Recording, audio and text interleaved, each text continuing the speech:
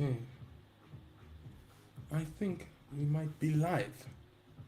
I think we might be live. Wonderful. Okay, this is sort of my first time going live with this setup, so you'll excuse any imperfections that you might find, but we are live and we are going, which is crazy. Um, Yeah, so today you are joining me here for my very first town hall for CampFire, the business and the movement that I started. And so we're going to be diving into some of those details today. And so where I'm going to start is probably by turning my music off.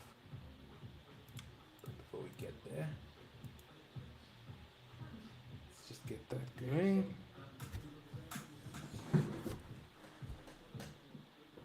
All right. Thanks for joining me, everybody. I am I am live right now. Hold up, I want to just get my stream up on my other screen just so that I can see that everything is okay and I can see what you are seeing. So let me just get that right on my side. Drop this here. Cool.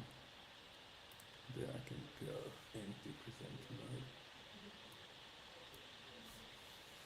Ooh, what I do is whether I am audible. I am not hearing myself. That's not good. Why might I not be hearing myself? Let's see.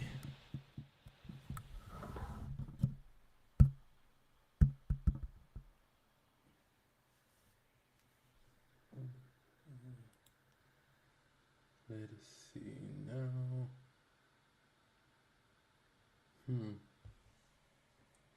I don't. Hey, Claudia, I see you in the chat there. Can you actually hear me? Because I don't hear myself. Although.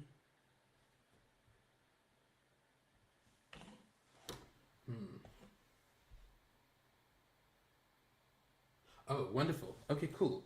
I sound good. That's shocking. That actually worked. All right. Let's get this show on the road. So, hello and welcome to the first town hall of CampFire. I am absolutely shocked that this is working, so I'm just gonna roll with it. But what I want to chat a little bit about today is what exactly it is that CampFire is, what it is that we do, a little bit about who all we are working with and what it is that we're trying to achieve. On one hand, I'm testing out equipment and I'm sort of seeing how this is going to be playing out in the long term. But at the same time, you could also say that this is me coming to the proverbial town square to get my crier to share the message about what exactly it is that I'm trying to do, because I believe with the work that we're doing, we can do something very, very, very interesting. But before I get into all of that and sort of dive into my tendency to get a little bit away with myself, I'm just going to give you a brief overview of some of the things that we're going to be covering today. And the reason that I want to do that is because I want to keep this conversation relatively focused. But then if anybody would like to sort of call in, if you're on Instagram, you'd have seen that there's a link where you can just grab the audience link to join me for a second for a call in for any questions that you might have. But I want to limit the conversation to these four elements. I want to introduce CampFire, what it is that we do, and what we're trying to achieve. I want to talk a little bit about what exactly the network is made up of. I'll talk a little bit about the organization as a whole and how each of the individual parts work together. Because I think if I can outline that separate from the workflow, it'll give you a much better understanding of how you, as a professional, as a student, or just as a parent, can actually get involved. So with no further ado, I think I am going to dive right into things. So first we'll get into that introduction. We'll cover the network, And then I'll talk very briefly about one of the first projects that we're going to be launching and on the 15th of July, which is super exciting for me. We're still doing a lot of the preparations and a lot of the setup, but we'll be there very soon. And lastly, I will talk about what's next. What is it that us as a group, as a community are trying to achieve? And then I'll open the floor up to some questions. There is going to be a lot that I'm going to share today. It'll be very dense. I don't expect you to understand everything up front because this is the first of a weekly town hall that I'm going to be doing on Wednesday at this time. And so every Wednesday I will be here and you can come and leave a little bit of a comment. If you have some questions that only come up later, you can ask me then. Cool. So the first thing, introducing the CampFire network. So CampFire is at its base, and if I were to define it in its most simplest form, we're an education technology company. Now, as soon as you hear that, you might think about, apps, websites, Web3, all of these fantastic things that are all the rage right now. But it's a little bit more basic than that. I'm in education technology in the same way that you would call a wrench a piece of technology, because there was a time that we were turning all of the nuts and bolts with other tools, and then somebody invented a wrench, and that was called a piece of technology. And in that way, we are in the space of education technology, because we, as our separate businesses in our separate spaces, are working together to redefine how learning actually happens, not by replacing schools, not by changing the syllabus, not by trying to remove anybody from the process, but instead, we're trying to work with them. And the way that we actually do that within this network is by bringing these two interesting people together. You see, because education is about the gathering of knowledge. It's about the gathering and integrating of knowledge into your personhood. And so what we are looking to do at CampFire is bridge that gap between the people who have knowledge to share, who have the capabilities to do all of these amazing things that our society runs on, and document that knowledge and make it consumable in a way that can go beyond simply a textbook or a video, but instead create immersive experiences that can draw learners into these contexts, into these learning experiences, which we will be crafting. But let's deep into that, because I can get a little bit passionate about this topic. You see, how we achieve this is, in some sense, is very simple. But this is the problem that we've identified as a community. Now, this started with me. That community was really just myself and my multiple personalities for a very long time. But now we've kind of started to grow and started to expand this to other businesses. But the center of the problem is around something that I identified in the traditional schooling system. And in one of the great pleasures that I had, I got to speak about this at TEDx Pretoria last year, outlining this idea of self-directed learning and how the traditional learning system was not designed to take the diverse student into account. Instead, it was designed to take diversity and create uniformity out of it.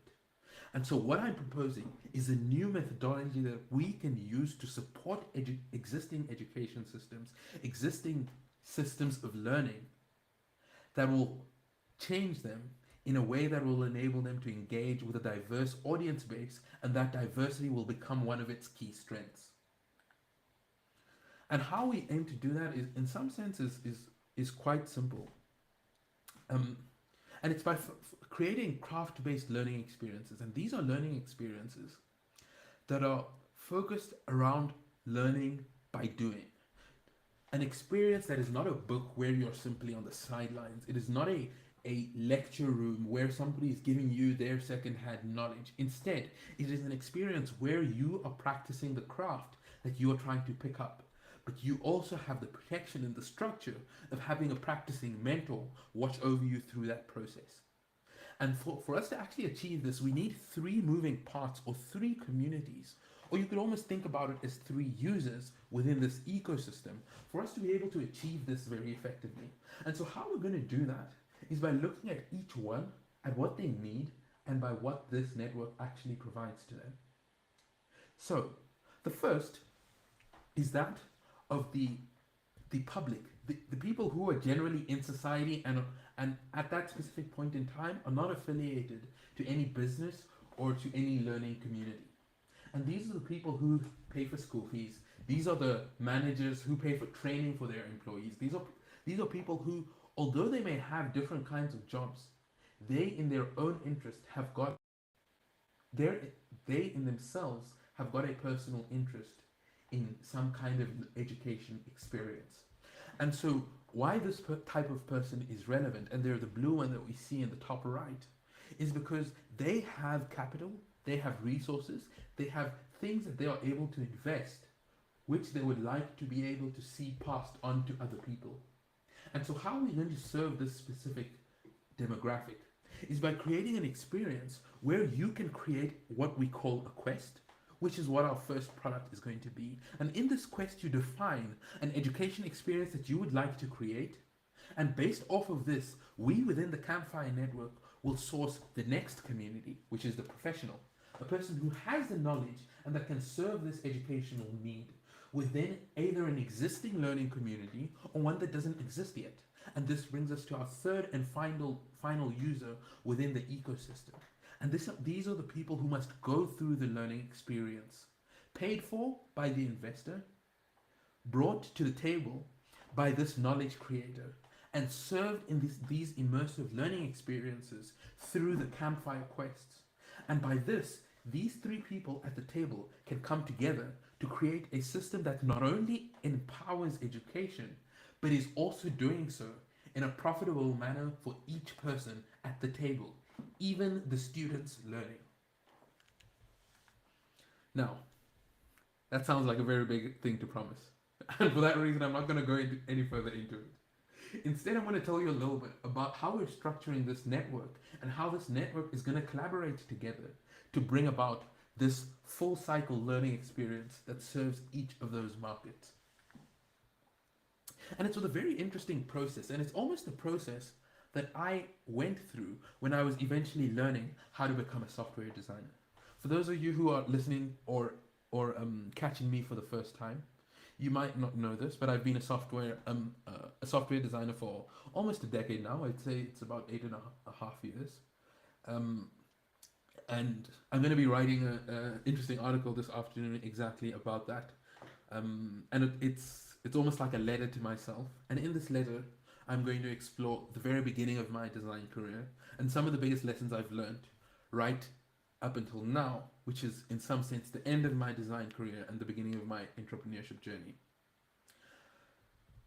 But what this process actually looks at doing is breaking down each step of the creation of knowledge, the identification of a need, where education actually needs to happen. Then going into what exactly that knowledge is and mapping out that domain, mapping out that industry with a set of experts that are knowledgeable enough to both understand the professional context, but also communicate to a learning student.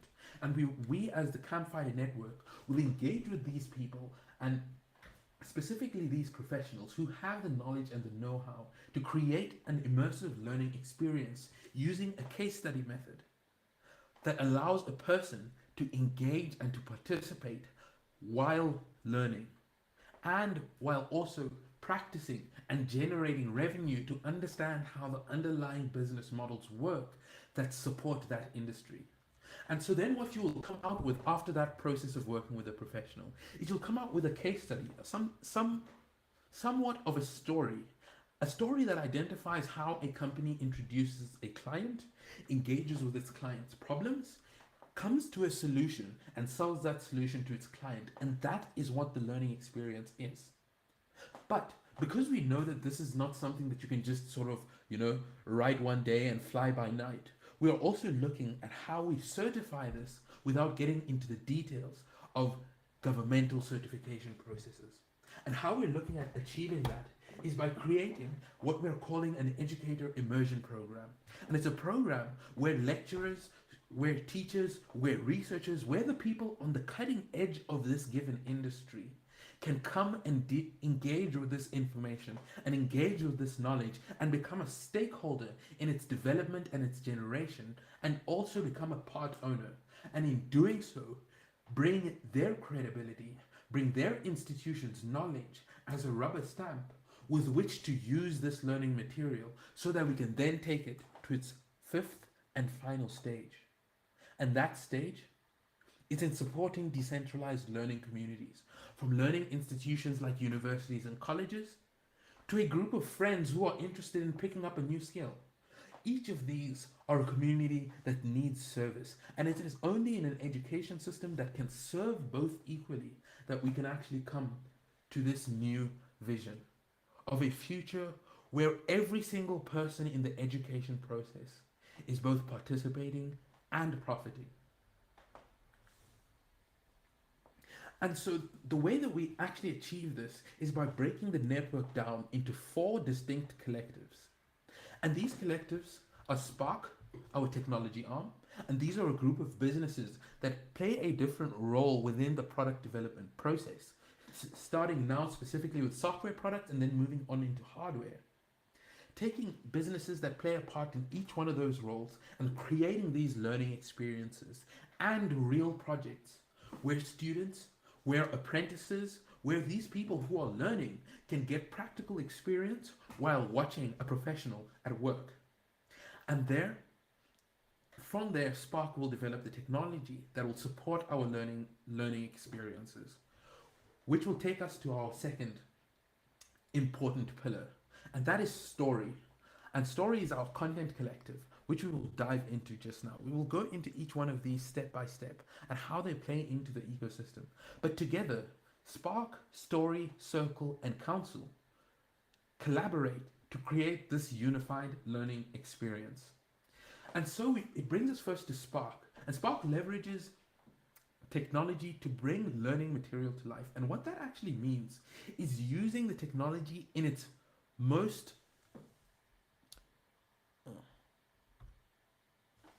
sorry, I could not let that go. And its focus is on bringing the technology that is just now available to the learning environment, from Web3 experiences to using audiobooks and podcasts as a key to creating learning material. But it must start from the process of creating material. And so this collective will be focused on software development, on design, on product management. It'll be focused on hardware development and emerging technologies like Web3 and virtual reality. Then we'll step into Story, and this will be the focus of where our CampFire quests will be generated and will be created. And in Story, our animators, our community of animation organizations, our community of storytellers in different formats, from writers, from podcasters to authors, will work together to create these quests, to tell these stories that enable these immersive learning experiences using the technology that is just now available from that initial spark. And so the spark will light up into our third and in some way most important community, and that is circles. And CampFire circles are where these learning experiences jump out of the screen into the real world and create these activities where you and your group, your friends, your team, and your community can work together to deal with these same problems that are experienced within the case study and to create real life products that you can take to market. And last but not least, with the responsibility of understanding what the role we will play in the growth of both a child and a professional, we understand the need to have governance. We understand the need to have structure without letting ourselves get bogged down by the way we have done things in the past. And so the fourth and structurally most important part of what we're doing is called council. And it is the element of our community that focuses on asking the right questions, the questions that need to be answered to be able to support our educators, to be able to reconfigure and reconceptualize how we measure the effectiveness of education. And so Council will work in tandem with all three of the previous collectives to create a unified and synergized ecosystem. And this is what the CampFire network will be made out of. And this brings us to our third and final part. Now, because of the technical limitations, um, actually, I I would not be doing it justice if I didn't get this right for you guys. So, just give me a second to get my sound right. Let me just get this to play in my speaker settings, and oh, okay. Let's just go here. And then we change this to.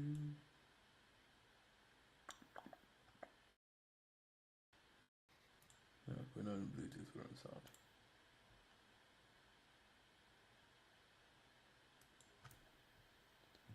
Cool. Then we go back. Then we put the sound up. Then we get back in. Okay. And so this brings us to the third part of this conversation. We've got 2 steps left to go before I dive into Q&A if we have any. Ooh, I'm actually hearing myself now. Into Q&A if we have any. But if we don't have any questions, I'll kind of just sit here and work, and if anybody sort of pops in to ask me a question, I'll be around for about 10 minutes. But this third and final part of what we're doing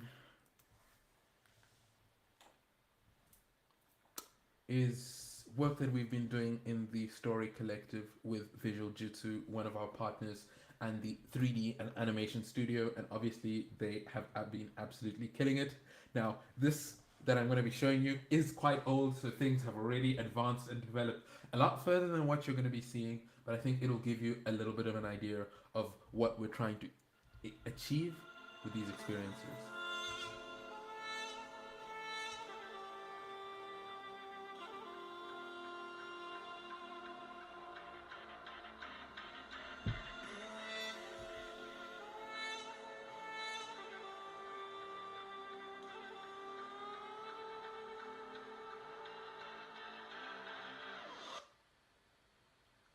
Yeah, I know. That was hot. I'm going to leave that there because I'm not going to talk about that anymore. But instead, I'm going to talk about the what is next for CampFire, and what we are going to be doing, because I think that video will simply just bring in more questions than answers, and so I will leave it there. And what I'm going to instead do, the next couple of steps on the horizon looks like, because we are launching and announcing one of our very first apprenticeship programs, and we will be having a couple of cohorts coming one after the other once the program actually begins. But we are not going to get into the details of that project today. Instead, we are going to get into the details of what is next for CampFire as a community. So one of the central tenets of how we are going to operate is the idea of objectives and key results, an idea introduced, I think, initially or maybe made famous by Google Ventures, but it was one of the operating principles used to govern Google in its earliest days. And it's this way of defining what your organization's objectives are in a way that is publicly accessible to your team. Now, because what we're building is a community, this is something that needs to be public, both to the team as well as those who are watching and supporting what we are doing. So I'm going to need to look at my screen a little bit for this part, because although I know what the initial objectives are, the measures are taking me a little bit of a while to learn, and there are things that I am still tweaking and working on. But that being said, the very first objective that we are looking at achieving is introducing this introducing our crowdfunding campaign. Now, this is both for funding purposes or operating purposes, but also for educational purposes, because every single learning experience that we are going to be creating needs to have a profitable model so that by the end of the learning experience, you have not only made your tuition back, but you also have a clear understanding of how what you have learned scales into a practicing profession. And so the first thing that we're doing is looking at closing our crowdfunding campaign on the 1st of September. Now that might change, but the concept that this is going to be focused around is our first cohort of apprentices are going to need to understand how funding an organization works so that they can understand the context of their role within the quest. And so that's going to be our first crowdfunding campaign. And then you'll see beneath that we have got a couple of measures of success. So our goal is to raise that non-dilutive capital specifically, and I'll be releasing a video a little bit later on about what the different kinds of capital that we are considering are, where I learned a little bit about them, and where I'm looking to learn a little bit more, because I'm by no means an expert in that domain. As I said, I'm a software designer. And then from there, our second objective, and the second thing that we're really trying to do, is to introduce this new methodology of learning into the public to get public opinion, because I have run probably around 3 quests now with 3 different organizations at 3 different scales, and seen how it operates in each, but they've been closed programs. And so for the first time, I'm opening it up to other people to engage with, so that they can see how the learning experience works and see how they can actually turn a thing that they are already doing and learning into something that they can turn into a profession to support themselves with. And that will be how we introduce this new method of learning. And lastly is to launch our proof of concept, and that will be the technology that the Spark Collective will be working on. And that's a proof of concept specifically of a knowledge marketplace, where these learning experiences, where these case studies, where these mentorship approaches can be engaged with and can be created, so that the owner profits both in their knowledge and in the time that they spend teaching. And these are the 3 objectives that we're trying to achieve, but you're going to be seeing these pretty much every town hall and every time I reach out to you. So, they'll probably change a little bit until they've been locked in with the rest of the team and all of the other members of the CampFire network. But these are the initial objectives that we are trying to achieve. And if I'm not mistaken, that might be the end. 30th of June. How we plan and God laughs.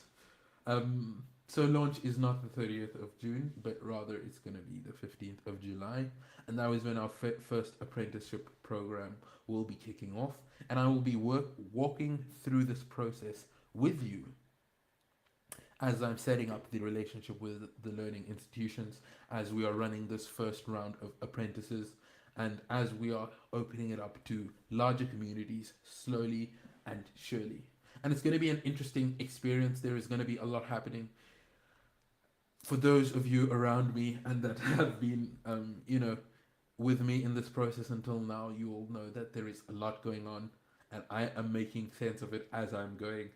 And I think that is at the center of what this learning experience is going to be like. Learning as we are going. And that is me for today. Till next time. That's all. Toodaloo. So if you have questions, feel free to hit that link. If you need the link, let me know. I can drop it in the YouTube chat, in the live stream on YouTube. Otherwise, I can also answer questions on Instagram. If you follow me there, there's a little place where you can pop your questions in. Drop your question. I will be answering them both on Instagram and in the next couple of content pieces that I'm posting. But until then, that is all from me. So I am gonna call it there. Then I'm gonna sit awkwardly in the silence while I wait for people to ask questions. And maybe what I will do is I'll start writing my article. So yeah, please, definitely look out for that article. It's going to be coming very soon. So that article is going to be about the big. So it's in a series of articles that I'm writing, called "If I Had a Time Machine," and it's me writing letters to myself at different parts of my life. So the first one was me writing a letter to the 4-year-old version of myself. Just to give him a little bit of encouragement, let him know it's going to be okay. But then the next one is going to be a letter from me at the end of my design career, writing to myself at the beginning of my design career, because I think it'll give me a platform to explore a lot of the things that I've learned about design, both as a discipline but also as an industry, because that is not what I'm going to be doing anymore. So I'm going to go on mute. But I'm going to be sitting here for the next 10 minutes. If you have a question, drop it in the chat. If you don't have a question, that's cool. Just say hi. YouTube, show me some love. If this ever sees Instagram, which I hope it does, also hope to be seeing you in my next couple of live streams. I think I'll also start live streaming on Instagram. I think today was just to test out YouTube and to see if I can make that work. I think it was a success. So next time, Instagram will be joining us. And now I'm going on mute.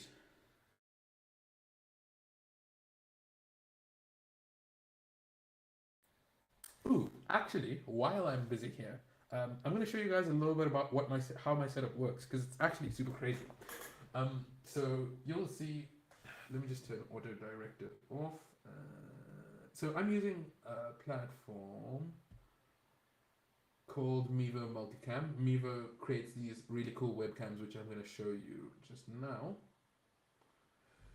So this is what the webcam looks like. I actually don't know if you saw it because I wasn't looking, but